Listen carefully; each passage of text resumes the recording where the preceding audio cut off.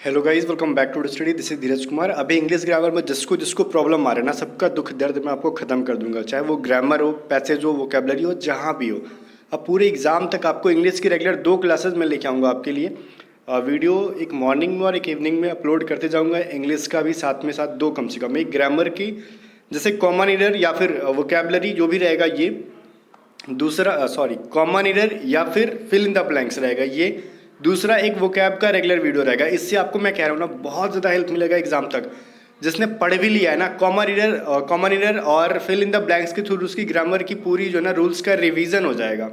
और जितने important SSC के प्रीवियस ईयर क्वेश्चन है वो मैं आपको कराऊंगा, because air force, coast guard, navy लगातार एसएससी के सिलेबस को फॉलो करते जा रही है दिन पे दिन। अब तो मैं आपको एसएससी के प्रीवियस ईयर करा दूंगा ना, एग्जाम में फोड़ के आओगे। समझ में आ रही है बात? टेंशन मत लो। और कॉमन ईयर कराऊंगा भी तो इस तरीके से ना कि आप इसका नोट्स बनाते जाओ।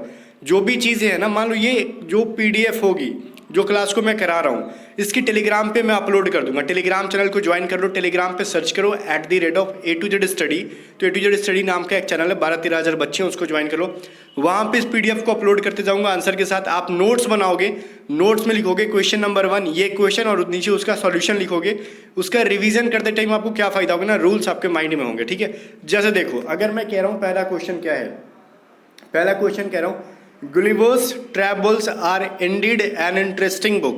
ठीक है, अब आपको समझ में आ रहा होगा, अगर आप पेड क्लासेस से पढ़ के आए हो तो आप फटाक से आंसर कर लोगे। जो मैंने पेड क्लासेस में पढ़ाई थी, मैंने ये चीज़ बताया था आपको। देखो कि ये चीज़ सेंटेंस पढ़ने से क्या समझ में आ रहा है कि Gulliver travels are indeed an interesting book. अब ये जो चीज़ है, ये गुलिवर ट्रैवल्स क्या है, गुलिवर्स ट्रैवल्स क्या है, एक बुक है, इंटरेस्टिंग बुक है।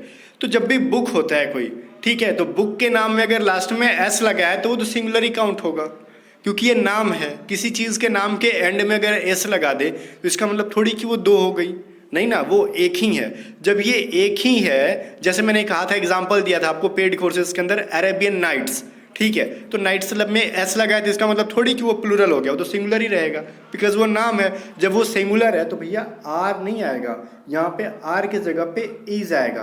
तो ये नोट्स में लिखो कि किसी भी बुक के नाम के बाद सिंगुलर वर्ब का यूज करते हैं, जैसे Gulliver travels, Arabian nights, ETC।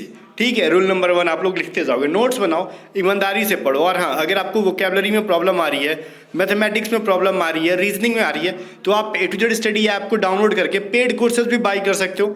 Just 600 rupees का हमारा पेड कोर्सेज है वाई ग्रुप का। ठीक है, उसमें आप आराम से, मैं इंग्लिश का अलग से एक बैच करवा देता हूँ कि सिर्फ आप इंग्लिश बाई करना चाहते हो तो इंग्लिश भी कर लो, बिकॉज बहुत सारे एक्स वाले हैं वो वाई वाला पेड नहीं बाई कर पा रहे, बिकॉज उनको पूरा लेना नहीं है। तो मैं इंग्लिश का अलग करवा दे रहा हूँ कि एक्स ग्रुप वाले भी इंग्लिश लेके पढ़ लेंगे। ठीक है, वहाँ पे आपको कंप्लीट वीडियो रिकॉर्डेड क्लासेस मिल जाती हैं सारे वाई ग्रुप के सब्जेक्ट्स की, रगा और रीजनिंग, मैथ, जीके जो भी है, इंग्लिश की है। और साथ ही साथ वहाँ पे आपको ऑनलाइन 25+ टेस्ट सीरीज भी मिल जाती है इसी कोर्स में। हमारी जितनी पेड PDF वगैरह है ना, वो भी आपको मिल जाती है इसी कोर्स के अंदर में आपको। अभी पेड PDF क्या, तो देखो हमारी वोकेबलरी की अभी जो 700 वोकैब की जो PDF आई है ना, जिसके अंदर आपको idiom, one word substitution, word meaning, synonyms, antonyms, spelling mistakes, इस टाइप के क्वेश्चंस है। ठीक है, इनको एग्जाम से पहले आप पूरा रट लो। ठीक है, तो आपको बहुत ज़्यादा हेल्प मिलेगा आपके एग्जाम में। तो ये तो खैर वोकेबलरी है, और यहाँ से 70 to 80% चीज़ें जो है ना यहाँ पे देखने के लिए मिल जाएगी आपको। ठीक है, अब मैं आपको दिखाता हूँ बाकी PDFs क्या चीज़ है। उसी तरीके से हमारा जो है ना वाई ग्रुप का मैथ का भी PDF है, जिसमें हम लोग चैप्टर वाइज पूरा मैथ हम लोग लेके चल रहे हैं। ठीक है, दिख रहा है आपको चैप्टर वाइज। और आंसर की के देखो, आंसर की के नीचे हमने वीडियो सॉल्यूशन का लिंक डाला है मैथ में। अगर ये जो हमारा आंसर की नीचे है ना, यहाँ पे मैं वॉच नाउ पे अगर मैं टच करूँ, ठीक है, तो ये हमारा वीडियो सॉल्यूशन चालू हो जाएगा। तो खैर ये मैथ का है, आप आराम से डेमो के तौर पे देख सकते हो इस चीज़ को। ठीक है, ये जो बहुत सारे लोग कहते हैं ना सर डेमो दिखाओ, देखो इसमें कंप्लीट चैप्टर वाइज हमने मैथ कवर करा रखा है। वहीं पे रीजनिंग में देखो, मैथ की मैं कह रहा हूँ ना 95% तक सेम पैटर्न पे PDF से क्वेश्चंस आने वाले हैं। और हमारी जो रीजनिंग है ना, रीजनिंग 100%, देखो हमने एक नया चैप्टर भी ऐड किया है, नॉन वर्बल का सीरीज। देखो सीरीज देखो 2 टाइप की होती है, एक वर्बल में सीरीज होता है और एक नॉन वर्बल में, तो जो कि बहुत ज़्यादा क्वेश्चन यहीं से पूछे जाते हैं। तो हमने PDF में सेम चीज़ कर रखा है जैसे बाकी सब चीज़ें। तो आराम से इस क्वेश्चन को बनाओगे आप। ठीक है, क्वेश्चन बनाने के बाद इसका आंसर भी मिल जाएगा आपको। ठीक है, आंसर मिल जाएगा आपको। बाकी जहाँ सॉल्यूशन की ज़रूरत है वहाँ हमने सॉल्यूशन भी डाल रखा है। जैसे देखो, जिसका सॉल्यूशन की ज़रूरत है हमने सॉल्यूशन भी डाल रखा है, जिसका मतलब ये जो सॉल्यूशन है ना, एक का कैसे हुआ, सॉल्व हुआ, किस तरीके से हुआ, वो सब चीज़ हमने डाल रखा है। तो इनको बाई करने के लिए आप व्हाट्सअप करो, या फिर डिस्क्रिप्शन में लिंक है वहाँ से बाई कर सकते हो, या फिर व्हाट्सअप करो 7279047787। व्हाट्सअप करके सारी पीडीएफ्स को बाई कर सकते हो। या फिर आप सिर्फ 600 रुपये वाली जो पेड कोर्सेज लेते हो, तो अलग से कोई भी आपको पीडीएफ बाई करने की जरूरत नहीं पड़ेगी, अलग से ऑनलाइन टी सीरीज बाई करने की जरूरत नहीं पड़ेगा। उसी कोर्स के अंदर ये भी मिल जाता है, पेड कोर्सेज के अंदर वीडियो रिकॉर्डेड क्लासेस, सारी पीडीएफ, सारे टी सीरीज, सब कुछ मिल जाते हैं आपको। बाकी हम लोग आ जाते हैं सेकंड क्वेश्चन के ऊपर। खाली मैंने आपको बस आपके इन्फॉर्मेशन के लिए उतना टाइम लिया, बिकॉज बहुत सारे लोगों को ये क्वेरी रहता है कि सर पीडीएफ ओपन करके दिखा दिया करो, इसलिए मैंने दिखा दिया। ठीक है, अब देखो सेकंड क्वेश्चन क्या कह रहा है। आइदर परमीत और ज्योति हैव कमिटेड द क्राइम। देखो या तो ज्योति ने, सॉरी, या तो परमीत ने या तो ज्योति ने, इन्होंने क्राइम को कमिट किया, मतलब क्राइम किया है इन्होंने। अब देखो देखो एक चीज रूल लिखो, क्वेश्चन नंबर 2 लिख के लिखो आइदर और, ये कंजक्शन है, ये ध्यान में रखना। आइदर परमीत और ज्योति, और के जस्ट बगल में क्या है, ज्योति, और के जस्ट बगल में ज्योति है, उससे मतलब नहीं है। अब ये जो हैव हैज हैड होता है ना, इसके जस्ट बगल में क्या है, और है।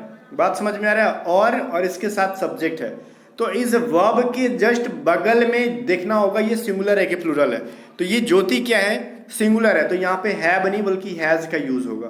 कुछ लोग देखो इस तरीके से पढ़ा देते हैं, मैं बता रहा हूँ आपको, आधा ज्ञान यही होता है हानिकारक, कि आइदर और में ना और के जस्ट नजदीक होला। देखो ठीक है, मान लो ये अगर क्या कहते हैं इसको, इंट्रोगेटिव क्वेश्चन हो जाए तब, इंट्रोगेटिव सेंटेंस हो जाए तब, तो फिर तो नानी याद आ जाएगी, बच्चे कंफ्यूज हो जाएंगे, और को देखते रह जाएंगे, और के बगल में कोई दिखेगा नहीं।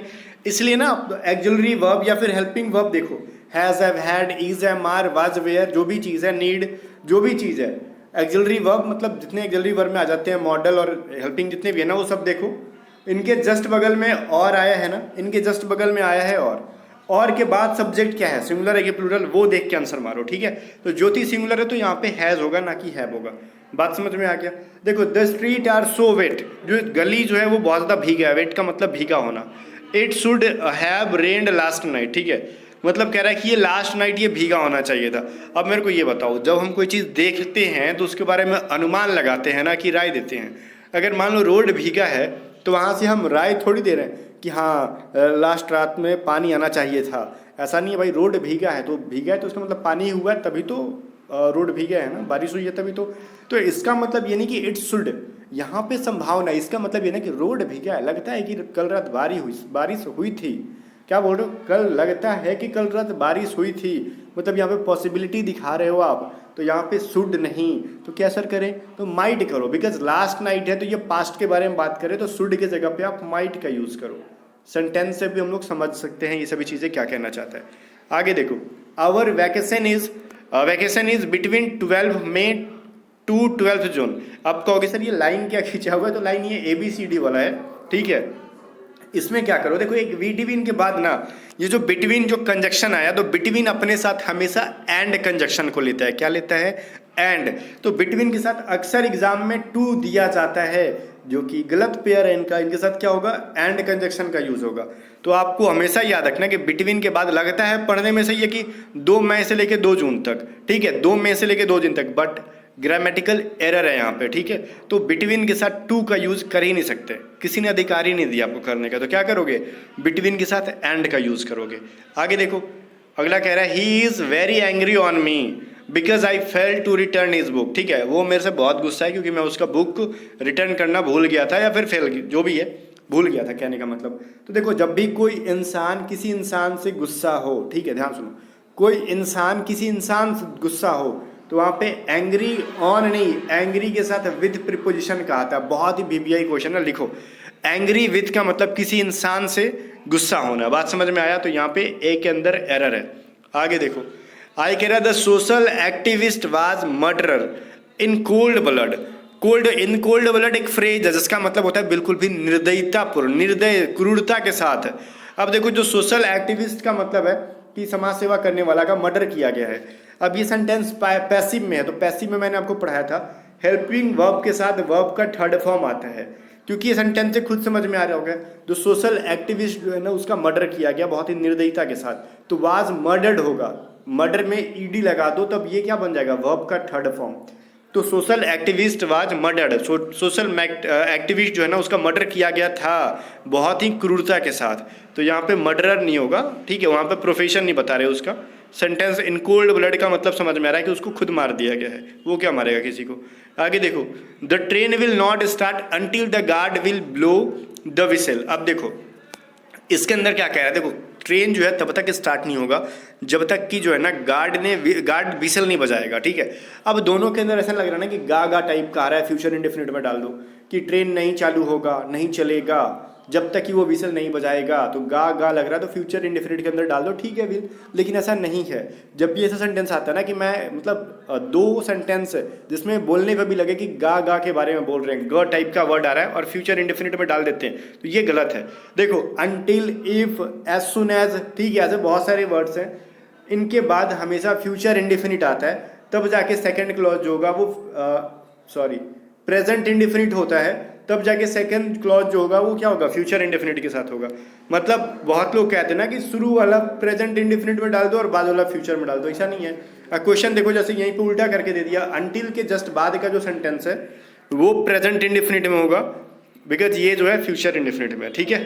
तो ये चीज़ ध्यान से सुनना, the train will not start until the guard blow, will blow की जगह पे क्या करोगे आप, ब्लोज कर दोगे। Until guard blows the whistle, will हटा दो, ब्लो को ब्लोज बना दो, क्योंकि गार्ड क्या है, सिंगुलर है, तो सिंगुलर के साथ वर्ब का फिफ्थ फॉर्म का यूज करते हैं, पांचवें फॉर्म का, तो यहाँ पे क्या हो जाएगा, ब्लोज हो जाएगा। ओके आगे देखो, अब मैं आपको आंसर की के साथ दे दूंगा ये पीडीएफ, ठीक है। फिलहाल यहाँ पे आंसर मैं छुपा रहा हूँ, अदरवाइज सारे समझ जाएंगे। ये देखो, I read a great deal of books. अब यहाँ पे मैं कह रहा हूँ ना कि मैंने बहुत ज़्यादा किताबें पढ़े, ठीक है। आई रीड मैं मतलब बहुत ज़्यादा किताबें पढ़ता हूँ, तो बहुत ज़्यादा, तो बुक्स काउंटेबल है, बात समझ में आ रही है। जब बुक्स काउंटेबल है और बहुत ज़्यादा के अर्थ में, या तो आप लार्ज नंबर ऑफ कर दो, ठीक है, ए लार्ज नंबर ऑफ कर दो, लॉट्स ऑफ कर दो, अलॉट्स ऑफ कर दो, ठीक है। तो यहाँ पे अ ग्रेट डील ऑफ गलत है यूज़, क्योंकि बहुत ज़्यादा किताब मतलब वहाँ पे काउंटेबल है, तो अ लार्ज नंबर ऑफ कर दो, लार्ज नंबर ऑफ कर दो, लॉट ऑफ कर दो, लॉट्स ऑफ कर दो, कुछ भी कर दो सही हो जाएगा, बट ग्रेट डील ऑफ हटा दो, क्वांटिटी ऑफ हटा दो, ठीक है। ये सभी चीज़ें नहीं यूज करते। क्वांटिटी ऑफ कहाँ यूज करते, जब वो हो, क्या कहते हैं उसको, जिसको काउंट नहीं कर सकते हम लोग, अनकाउंटेबल नाउन हो, ठीक है, तब हम लोग क्या करते हैं, क्वांटिटी ऑफ। लेकिन बुक तो काउंटेबल है, तो वहाँ पे क्या करोगे, नंबर ऑफ, या फिर लॉट्स ऑफ, ये यूज करो। आगे देखो, the Indians are genetically incapable of being good और आउटस्टैंडिंग स्पोर्ट्समैन। अब इसके अंदर बताओ, जो इंडियंस होते हैं ना वो जेनेटिकली होते हैं, मतलब जन्म से उनके अंदर ऐसा होता है ना कि वो बहुत बढ़िया क्या कहते हैं, incapable of being a good, मतलब वो बहुत बढ़िया नहीं होते हैं, मतलब genetically incapable of being good और आउटस्टैंडिंग स्पोर्ट्समैन। तो ये उनकी जेनेटिकली बता रही है कि क्या है वो, स्पोर्ट्समैन, या फिर क्या कह रहा है वो यहाँ पे, अच्छा यहाँ पे इनकैपेबल है, बेइज्जती करा दिया फिर तो। मैं तो कब से कैपेबल समझ के बता रहा था। तो ये देखो, इनकैपेबल का मतलब होता है सक्षम नहीं होना, मैं कैपेबल समझ के तारीफ के चक्कर में था, बट जब सडनली यहाँ पे दजर पड़ी, अच्छा ही तो इनकैपेबल लिखा हुआ है। कह रहा है the Indians are genetically incapable of being goods और आउटस्टैंडिंग स्पोर्ट्समैन। जो इंडियंस होते हैं ना वो मतलब जन्म से या फिर जेनेटिक रूप से क्या होते हैं ना, वो सक्षम नहीं होते हैं बढ़िया प्लेयर बनने में, ठीक है। तो इसके अंदर अगर आप सोच रहे द इंडियंस लिखना गलत है तो सही है। जब भी किसी सिटीजनशिप के लिए हम लोग यूज़ करते हैं वर्ड, तो the Indians, the Russians, the Americans वगैरह यूज़ करते हैं, द सही है। अब इसमें कहीं भी कोई एरर नहीं है, बिल्कुल भी सही है, नो एरर होगा। अगर फिर भी कुछ एरर निकाल रहे हो तो फिर कमेंट करके बताना कि आपको क्या एरर लग रहा है, मैं कन्फ्यूजन आउट कर दूंगा, मतलब जो डाउट है ना वो आउट कर दूंगा, बिकॉज इसके अंदर कोई एरर है ही नहीं। आगे देखो, equator divides the earth into 2 hemispheres. अब सोच रहे हो कि इसके अंदर देखो सर बी में गलत है, क्या गलत है, क्योंकि द अर्थ नहीं होता, गलत है, द अर्थ होता है, ठीक है, the sun, the earth, the moon होता है, तो फिर क्या नहीं होता है। देखो इक्वेटर जो है ना, कुछ मतलब ज्योग्राफिकल चीज़ें होती हैं उनके लिए भी द का यूज़ करते हैं, तो द इक्वेटर कहना सही है यहाँ पे, बात समझ में आ गया। तो इक्वेटर जो होता है वो अर्थ को 2 पार्ट में डिवाइड करता है, ठीक है, क्या कह रहा है, इंटू 2 हेमिस्फीयर में, मतलब अर्थ को 2 पार्ट में हेमिस्फीयर में डिवाइड करता है इक्वेटर, ठीक है। इनके आंसर मैं आपको यहाँ पे दे दूंगा, और प्रीवियस ईयर है सारे एसएससी के, तो पढ़ो दबा के, और सारे पीडीएफ्स को बाई करने के लिए व्हाट्सअप करो 7787। और इसके साथ साथ में एक चीज़ और, हमारे पेड कोर्सेज में इनरोल हो जाओ, बहुत ज़्यादा हेल्प मिलेगा, ग्रामर की पूरा फोड़ के निकल जाओगे। बाय गाइज, मिलते हैं नेक्स्ट वीडियो में, तब तक के लिए बाय। टेलीग्राम चैनल ज्वाइन करो ताकि सारे पीडीएफ्स में आपको मिल जाए। और हाँ, A to Z स्टडी को सब्सक्राइब नहीं किया तो कर लेना, और वीडियो को लाइक करके शेयर जरूर करना।